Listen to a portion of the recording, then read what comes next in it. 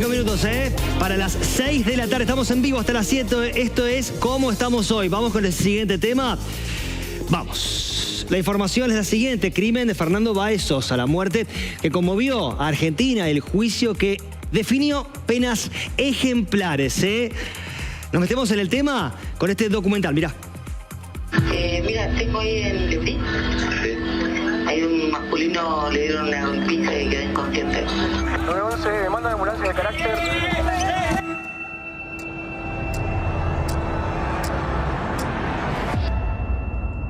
Fuimos para el hospital nosotros. Y le dice que Fernando había muerto. Ninguna madre esperaría una noticia así tan fuerte. Me dijo que quería ir de vacaciones con los amigos, que sería el último que hacía. Una vez que nos enteramos que había perdido la vida, se llama a la fiscalía y ahí se empezó a trabajar. Con un rastreo en redes sociales era posible identificarlos. Quedaron englobados en rugbyers. Tenían antecedentes de haberse peleado siempre en banda. Fue el primer crimen nacional captado por usuarios. Fue un crimen que duró 50 segundos. Después de esos 50 segundos el video volvía a comenzar y volvía a arrancar. Entonces Fernando nunca terminaba de morir. El asesinato. Y el horror, el espanto. ¿Qué podría haber hecho más? ¿Qué tenía que haber hablado? ¿Qué tendría que haber hecho como padre?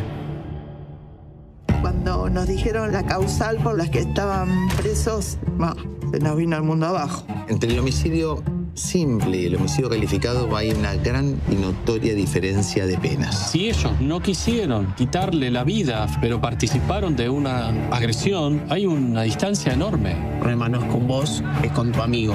No ha hecho nada en particular como para que le rompan la cabeza. Estás ya pensando en un velatorio y todo el país hablando de eso. Como habían logrado ubicar a todos en la escena del crimen, Fiscalía quería perpetua para todos. Esto es necesario, esto es por Fer. Ahí está el documental, 50 segundos.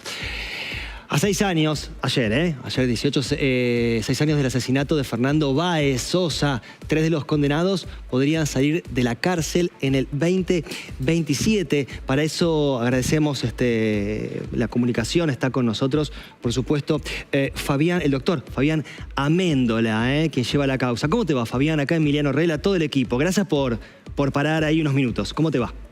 No, por favor, gracias a ustedes por estar presente y por tener el tema, obviamente, siempre presente e informando a la opinión pública. Sí. Fabián, ¿nos actualizás? Yo miraba recién la parte del documental, ¿no? Digo, los padres hoy, ¿no es cierto? Digo, con estas novedades, ¿nos pones un poco en autos de cómo están? ¿Cuál es la impresión? ¿Qué pasa? ¿Cómo está la situación? Y después, por supuesto, si esto realmente trajo, no sé si era para beneficio, pero más conciencia a los jóvenes. Pero vamos con los padres primero. Bueno, los padres, a ver, Silvino y Graciela son una pareja de gente extremadamente buena. Sí. Creo que toda la sociedad lo percibió y eso debe haber sido uno de los indicadores por el cual el caso del crimen de su hijo se transformó en una cruzada casi nacional, ¿no? Claro. Pero es un matrimonio que dedicó su vida a la crianza de su hijo y hace 6 años eso se truncó y hasta el día de hoy realmente no lo pueden superar. Cada aniversario es una nueva apertura de la herida, algo que no cierra jamás. Y evidentemente ellos... Mira, nosotros hablamos mucho con ellos porque a partir de este caso hemos tejido una relación ya que va más allá de lo estrictamente profesional y no hay conversación que tengamos con Silvino o con Graciela en la cual no surjan espontáneamente y en forma casi constante anécdotas vinculadas con Fernando, ¿no es cierto? O sea, claro, cada cosa que nos va pasando, cada tema... Está vinculado. Exactamente, lo vinculan automáticamente, siempre tienen un recuerdo, o sea, está presente día a día. Por eso, yo no sé, yo tengo 6 hijos, sí. Yo no me imagino la situación, claro, sí. Lo que uno siente, ¿no? Sí. O sea, esa pérdida, tremenda. Fabián, siento que recién hace 10 segundos me habló papá Fabián, ¿no? Como vos, el papá que está dentro de Fabián, ¿no? Digo, no el abogado criminalista, hace 10, 15 segundos. Todo está tan fresco, ¿no? Y siento que hablás por ellos, pero también, ¿qué fibra te toca, más allá de imaginarte? ¿Qué fue lo que se te cruzó recién? No, con este caso, a mí en lo particular me pasó que el abogado Fabián estuvo al servicio de, como vos dijiste recién, el papá Fabián. Claro. O sea, primero me involucré personalmente y a partir de ahí el conocimiento jurídico y obviamente todo el estudio de Fernando Burlando, ¿no? Porque no es por supuesto. Fabián Amendola. No. Es todo el estudio de Fernando Burlando, con él a la cabeza, involucrado de lleno, y ya te digo, para nosotros no fue un caso más. No fue... pero ver a gente que a veces te cuesta, viste, los chicos jóvenes hoy en día les cuesta asumir responsabilidades, sí. y están pensando más en el disfrutar de la vida que en lo que uno que tiene unos años más pensaba en su momento, es decir, hay que aprovechar este momento. Bueno, con lo que pasó con el caso Fernando, de que todos los miembros del estudio estaban dispuestos a dar el tiempo que sea necesario sin ningún tipo de recompensa de ningún tipo por esa labor. O sea, y creo que es un poco lo que sintió gran parte de la sociedad al estar tan involucrada en lo que pasaba día a día durante el proceso, y ni hablar durante el mes de enero en que se hizo el juicio, ¿no? Fabián, ¿y cómo repercutió eso? Vamos al hoy, creo que todo es increyendo, ojalá, ¿no? ¿Cómo repercutió en los jóvenes esta causa? ¿Qué sentís? ¿Qué escuchás? ¿Qué hablas con Fernando o tus compañeros en el estudio, digamos? ¿Qué pasó en la sociedad después de esto? Yo creo que... Los jóvenes, sí, te escucho. Yo creo que los jóvenes no toman conciencia todavía. Claro. Lamentablemente. O por lo menos un sector. Okay. No generalicemos. Okay. ¿Sabes por qué? Porque en esta causa también estuvieron involucrados un montón de otros jóvenes que no tienen nada que ver con la violencia, y al contrario, que fueron solidarios. Recordá que esa chica que le hizo RCP era una jovencita. Muchos otros que intentaron ayudarlo y no lo consiguieron. Sí, no son todos, bueno, exacto, una parte, exacto. No son todos. No están en el documento. Es una parte que lamentablemente hemos visto que se han seguido sucediendo algunos hechos similares. No te digo de la gravedad de pero sí similares, y que en algunos casos seguramente no terminaron en tragedia justamente por una situación milagrosa, ¿no? Sí, ¿qué es lo que hace que no lleguen a tomar conciencia una parte de los jóvenes? También tiene que ver con la crianza, con sus padres, estamos hablando en general. Yo tengo para mí, porque obviamente capaz que un sociólogo te podría responder de una manera más profesional, ¿no? Desde tu mirada. Sí, mi mirada es que sí, efectivamente la forma de crianza, las enseñanzas que uno recibe y el ambiente en el que uno se mueve desde chico son un factor preponderante. Te explico por qué. Porque muchas veces durante el proceso, incluso he tenido alguna discusión mediática bastante acalorada por esto, porque me han dicho: Fabián, no escupas para arriba, me acuerdo perfectamente, no escupas para arriba porque esto le podría pasar a cualquiera de tus hijos, de un lado o del otro. Y yo digo, no, a mis hijos estoy seguro que no le hubiera podido pasar del lugar de víctima. Claro. Pero nunca en el lugar de victimario. Sí. Porque no fue un accidente, una piña que salió mal. Claro. Que salió mal. Exacto. Claramente fue un homicidio doloso, como se acreditó durante el juicio. Podemos hablar ahora, si querés, de todas las pruebas que se rindieron. Un homicidio doloso y agravado, premeditado, o sea, por un grupo de jóvenes también, porque por eso te digo, parte de la juventud en este sentido comparte este tipo de agresiones, por un grupo de jóvenes que estaba acostumbrado su salida era esto. Era eso. A provocar y a generar. Me sale decir, perdón los términos, su modo operandi, digamos, su modo de grupo, de salida. ¿Está bien dicho? Modus operandi. Modus operandi, sí. Perdón, Mónica, sí. Sí, ¿qué tal, doctor? Buenas tardes.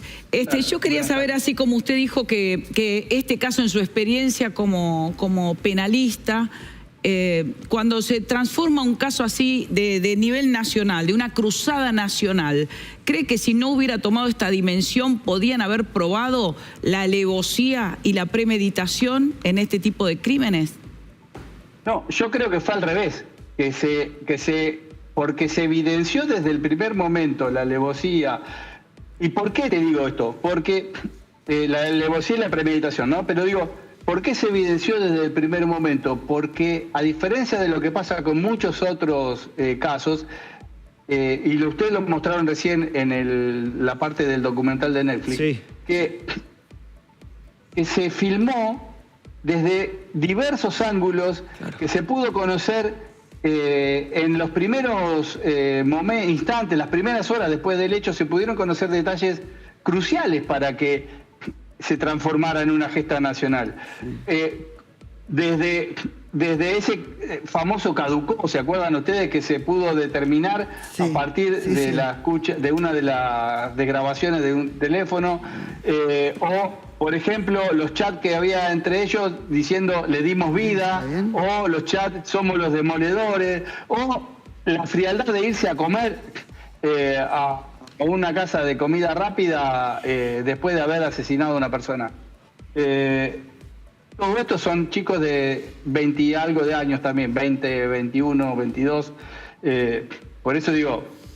Sí, por eso digo, el caso... Para mí tiene mucho que ver. El caso, claro, jugó a favor. La pregunta es que en tantas situaciones que ocurren a la salida de los boliches, en la costa, sigue ocurriendo en Buenos Aires y en la costa fundamentalmente, y muchas veces terminan como en un homicidio en riña. Si esto que ha sido una movida que se involucró socialmente, cambia la visión de los jueces. En la especialidad, usted, digo, por la experiencia en otros casos... Sí. Criminalista, sí. Yo creo que la exposición mediática compromete a los jueces. Tal cual. Claro. Ahora, hoy... Yo creo que... Porque acá es muy fácil. Yo te explico lo que es cuáles son los requisitos típicos de un delito X. Dale. ¿Okay? Te digo, tiene que pasar esto, esto y esto. Y yo te estoy mostrando a la vez que eso está acreditado con esta imagen, con esta pericia, sí, con esta... Bueno, ya está. O sea, vos que no sos abogado, fácilmente podés entender que los requisitos que pide la ley están dados en este caso. Bueno, cuando eso, gracias a los medios de comunicación, digo, cuando eso...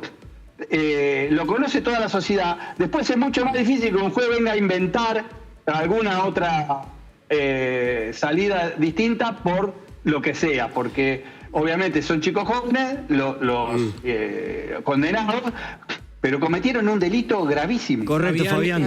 Muy claro que ustedes ofrecieron las pruebas necesarias, que están las pruebas, pero lo cierto es que hay 3 de esos chicos que el año que viene podrían empezar a tener salidas transitorias y un poco después quedar libres. ¿Podrías contarnos sintéticamente cómo llegamos acá? Bueno, llegamos a esta situación porque el Tribunal de Juicio, o sea, nosotros, la Fiscalía, cuando digo nosotros voy a decir la Fiscalía y el estudio del doctor Burlando, del cual soy parte, y mi hijo también estuvo en el juicio, Facundo, pedimos exactamente lo mismo. que era la prisión perpetua para los 8 imputados en ese momento, condenados ahora. El tribunal entendió que el dolo inicial era no de matar, sino de lastimar, de lesionar a Fernando. Y que en un momento determinado, que es cuando Fernando cae al suelo, los 5 que quedaron al lado de Fernando mutaron el dolo de lesión a homicidio, y por eso consideró que la participación de los otros 3 era secundaria y no primaria, ¿ok? Sí. Entonces, a partir de esto, nosotros lo recurrimos y el Tribunal de Casación lo confirmó así. Y bueno, obviamente eso ya es materia resuelta, no se puede ir más para atrás. Con lo cual, Violás, Blas Sinali y Lucas Pertossi fueron condenados a la pena de 15 años de prisión y efectivamente podrán pedir a partir del año que viene... El 2027, sí. Exactamente. Sí. Podrán pedir las salidas alternativas, que es el primer beneficio que tiene un condenado. Y luego la condicional, obviamente, cuando cumplan los 2 tercios de la condena. ¿Cuál es el tema? Que son beneficios que se pueden pedir. Y para eso tienen que acreditar determinadas circunstancias, como obviamente haber tenido una buena conducta, etcétera, ¿no es cierto? Sí, Fabián... Pero es lo que... Sí. Es lo que corresponde, o sea, si les corresponde, les corresponderá. Esto quiero ser claro, la familia nunca buscó una venganza, de hecho nosotros estuvimos de acuerdo con 2 sobreseimientos, eran 10 los acusados al principio, ¿ok? O sea, nosotros cuando determinamos que 2 no tenían nada que ver, o por lo menos no tenían una participación directa en la muerte de Fernando, estuvimos de acuerdo en que sean separados de los enjuiciados. Correcto. Fabián, Lola Cordero. Te quiero preguntar acerca del documental, porque este documental que hace Netflix, me parece, o al menos eso es lo que está trascendiendo, que produjo un quiebre entre los que están dentro del penal. De hecho, 2 de ellos trataron de frenar que el documental saliera y la justicia no les dio la venia. Dijo que el documental podía emitirse perfectamente. ¿Qué crees que pasó entre este grupo para decir: hasta acá llegó nuestro pacto del silencio? Ese pacto del que se habló durante todo el juicio y que parece ser que después del documental se reforzó esa separación. Sí, mira, la realidad es que hay varias lecturas que se pueden hacer sobre eso. Me han preguntado también si el hecho de que ellos ahora hablen en el documental puede influir en el resultado final de la causa. Sí. Y la verdad, ellos hoy pueden decir lo que quieran, en cualquier medio, como sea, pero no es válido. No es válido porque el momento oportuno para ejercer el derecho de defensa en juicio a partir de su propia declaración es durante el proceso o durante el debate. A todos se le consultó si querían declarar, algunos de ellos accedieron en forma muy acotada, solamente para indicar alguna cuestión o para refutar alguna cosa que le estaba haciendo en contra. Recuerdo por ejemplo, una imagen donde uno quiso decir: yo no estaba ahí. La primera pregunta fue: y bueno, ¿y dónde estaba? Y no voy a responder preguntas. O sea, ese tipo de declaración realmente no tiene mucho sentido. Y las declaraciones que puedan hacer hoy, como también te digo una cosa, las manifestaciones de arrepentimiento o son realmente totalmente extemporáneas y para mí son fingidas. Nunca les creí. Pero hay recursos de queja, Fabián, hay un recurso de queja de Thompson que acaba de elevarlo. No, todos hay recursos de queja. Pero por eso, pero lo que dice Thompson es que estuvo en estado de indefensión. ¿Puede ser que el tribunal haya como interpretado erróneamente cuál fue exactamente la movida de Thompson? No, ninguno estuvo en estado de indefensión y mucho menos Thompson. Le voy a aclarar lo siguiente. Ellos eligieron en forma libre ser representados por el mismo abogado, por el doctor Tomei.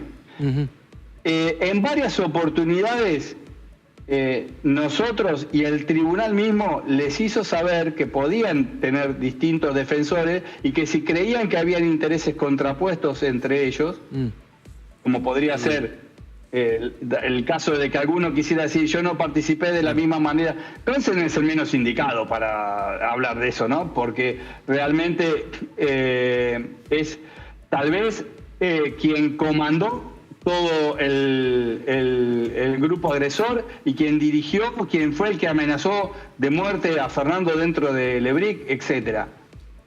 Fue quien dejó impresa la marca de su zapatilla en la cara de Fernando. Imagínense la violencia con la que debe haber pegado para que la suela de la zapatilla quede en 2 lugares del rostro de Fernando impreso y que haya sido posible a partir de las pericias revelar ese dato. O sea que la Suprema Corte va a desestimar este pedido, querés decir, con claridad.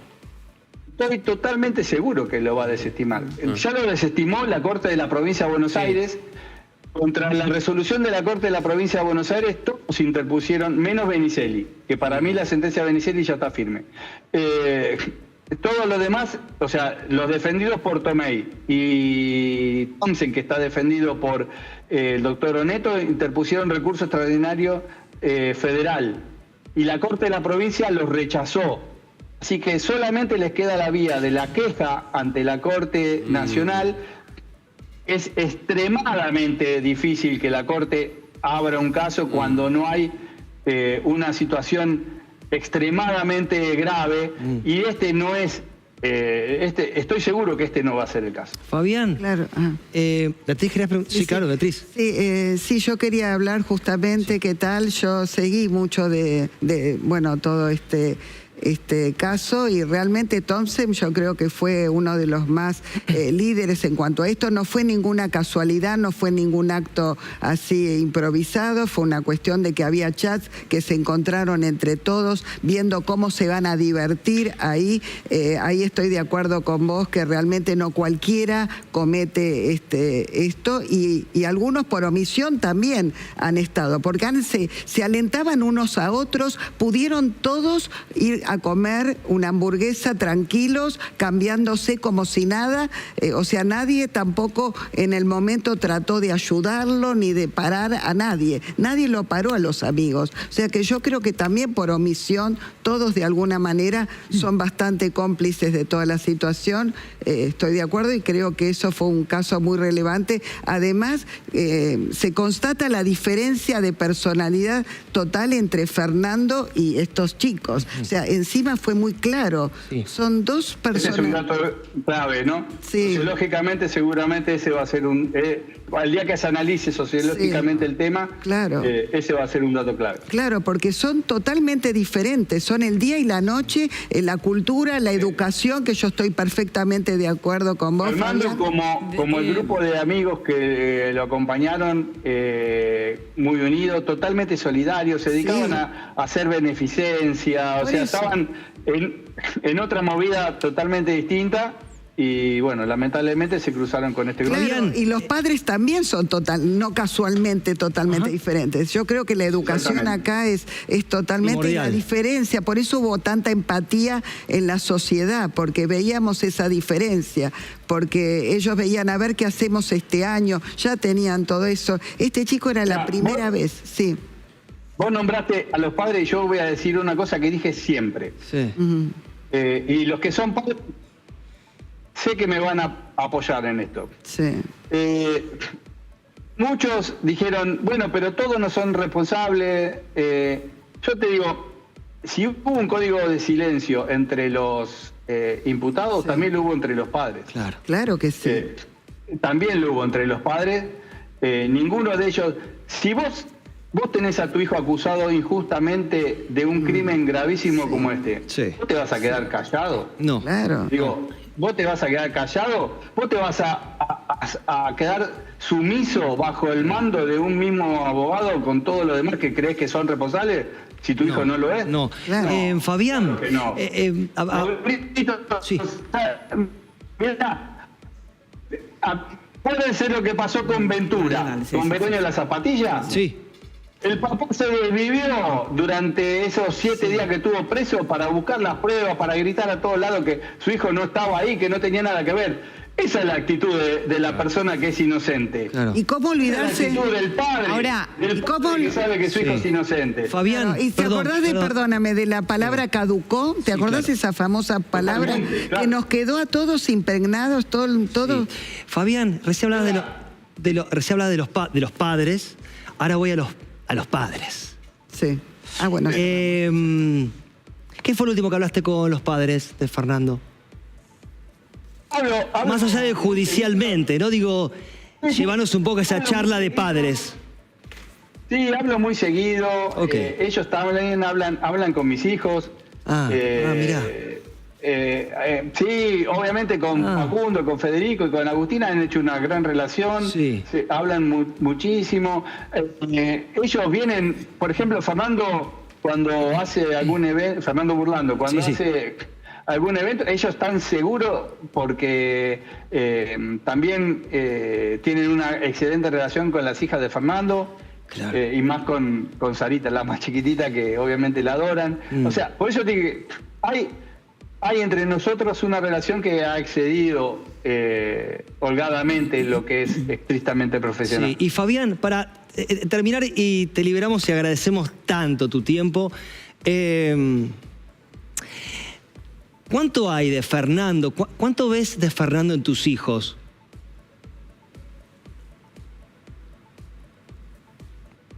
Mucho. Sí. Cuando conocí a Graciela y a Silvino, a 2 días de la muerte de Fernando Báez Sosa, ellos nos convocaron. Burlando estaba en Punta del Este, yo estaba en La Plata, de donde vivo. Sí. Así que fui yo a la reunión y me acompañó Federico, uno de mis hijos. El tercero, los 3 primeros son abogados, el tercero. Y fue magnético, porque Graciela lo abrazó como si fuera su hijo. Wow. Fabi. Esa imagen, ¿viste que dice que una imagen vale más que 1000 palabras? Sí. Esa imagen no me la borro más. Fabi, te dejamos seguir. Gracias por tu tiempo. Un abrazo grande. Hasta luego. Fuerte. Tuyo. Realmente no hay palabras porque no tiene solución, porque no hay una solución para la muerte. Y vemos a una familia destruida, donde Fernando no volverá, y en todo caso solamente nos queda agarrarnos del espíritu de un Fernando que era un chico joven, solidario, ejemplar, referente en su grupo, y que tuvo la desgracia de cruzarse con estos inadaptados. No sé si estoy tan de acuerdo en todo lo que se habla con respecto a la familia de los rugbyers, y en esto sé que soy polémica, pero lo pensé en su momento y lo sigo pensando hasta ahora. Los padres tenemos la suerte o la desgracia de tener que cuidar, proteger y acompañar a nuestros hijos, incluido en aquellas miserias que los acompañan. Y yo creo que viendo el documental te das cuenta de qué padres entienden cuál fue la barbaridad que hicieron sus hijos y cuáles no. Y creo que hay parte de los padres de los rugbyers que saben que no les queda más remedio que acompañar a sus hijos, porque son padres también. Yo quería hacer un dato técnico, sí, claro, que la apelación que van a hacer la Cámara no tiene que ver con que el homicidio no está. El homicidio está acreditado y es causal y no tiene dudas. Lo que tiene que ver, lo que se va a discutir es si hubo premeditación o alevosía, el nuevo abogado que tienen. Bien. Vamos a un corte. ¿Les parece? Yo lo necesito y todos. ¿Qué opinas mientras? Manda mensaje 11 58 35 87 69. Ahí venimos. Shake, shake, shake.